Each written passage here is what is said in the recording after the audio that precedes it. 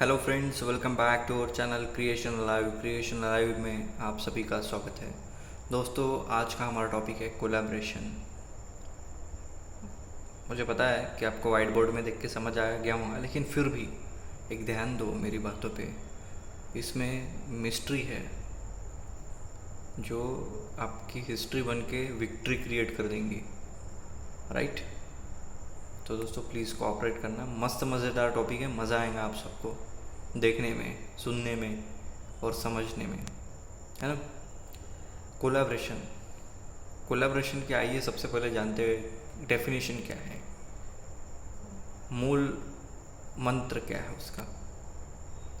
When to और more are worked together, दो या दो से ज़्यादा एक दूसरे के साथ काम करते हैं, या फिर दो या दो से ज़्यादा लोग भी हो सकते हैं, दो या दो से ज़्यादा कंपनीज भी हो सकती है, कुछ भी हो सकता है। इसलिए टू और more are work together to complete a task, to complete the task and achieve success, called collaboration. यानी दो या दो से ज़्यादा लोग अगर एक दूसरे के साथ, दो या दो से ज़्यादा ऑर्गेनाइजेशन एक दूसरे के साथ अगर कुछ काम करती है एक टास्क को कंप्लीट करने के लिए और अचीव करती है सक्सेस, उसको कोलैबोरेशन कहते हैं।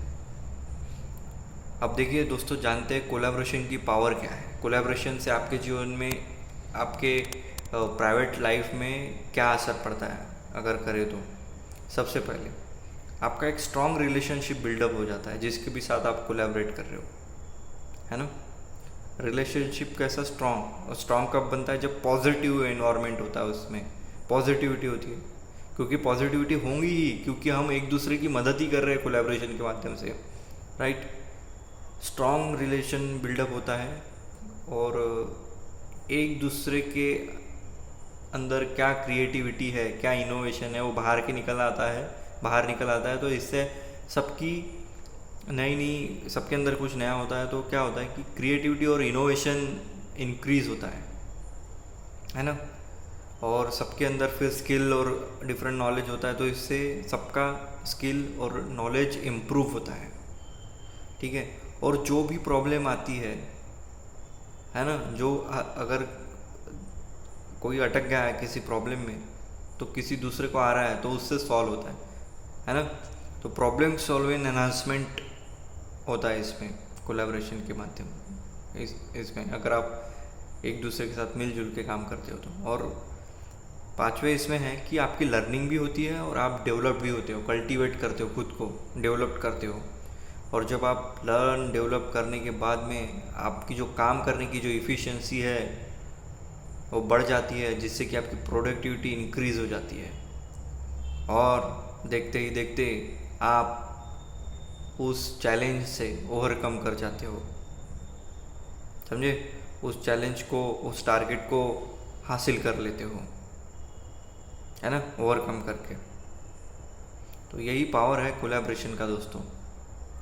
कोलैबोरेशन कोई मामूली चीज़ नहीं है, बहुत बड़ा हथियार है काम करने का, है ना।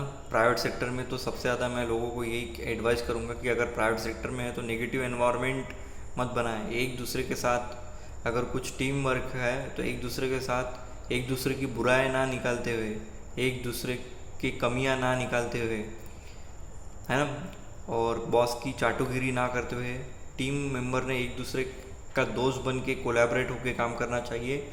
इसमें क्या है, टीम आगे रहेंगी और एक दूसरे के साथ रिलेशन अच्छा रहेगा, सबकी क्रिएटिविटी इंक्रीज होंगी, स्किल नॉलेज इंक्रीज होंगी, सबके प्रॉब्लम सॉल्व होंगे, लर्निंग होगा, डेवलपमेंट होगा, सबकी इफ़िशियंसी बढ़ेंगी, प्रोडक्टिविटी बढ़ेंगी, और आप सब उस काम को करने में सक्षम रहोगे। और बेसिकली एक ट्विस्ट टर्न करना चाहूँगा कि आपको सैटरडे छुट्टी रहती है, तो सैटरडे कोई बॉस आपको कभी बुलाएगा नहीं एक्स्ट्रा वर्क करने के लिए, और आप घर टाइम पे आओगे और टाइम पे घर जाओगे, है ना।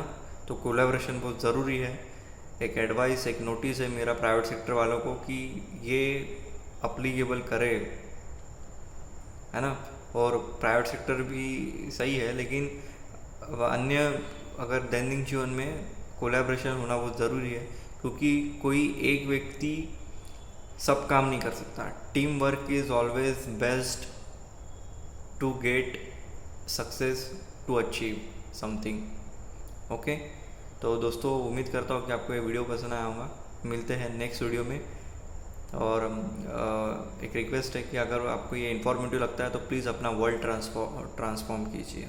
Thank you, bye bye.